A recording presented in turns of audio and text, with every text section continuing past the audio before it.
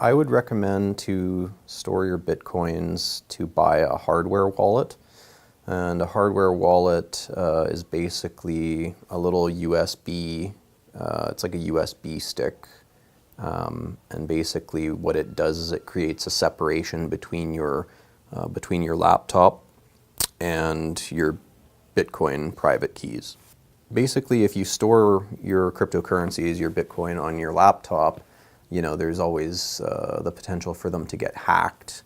A virus could be installed on your computer where somebody can actually log your password because you have to input your password on your keyboard, stuff like that. So with a hardware wallet, what it does is it makes you input the password on a little screen or using buttons on the device itself.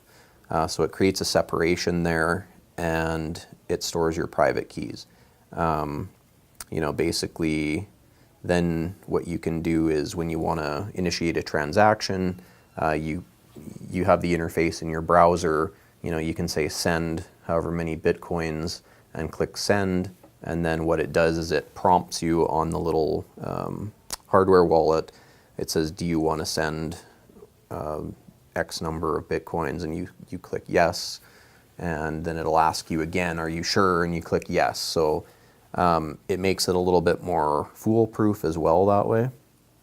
I would recommend buying one if you're going to be storing, any more than a trivial amount.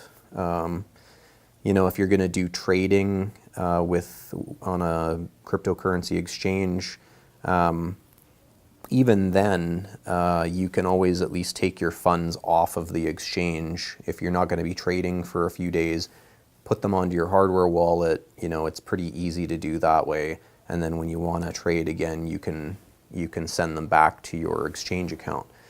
I wouldn't advise leaving any substantial amount of coins on an exchange because there's been numerous times these exchanges have been hacked and stuff like that, and there's been big thefts, so I wouldn't advise that. I would say get yourself a hardware wallet.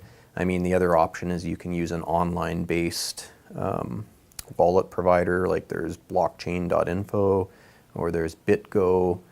You can use one of those, but again, they're not, I wouldn't say they're quite as secure by any means.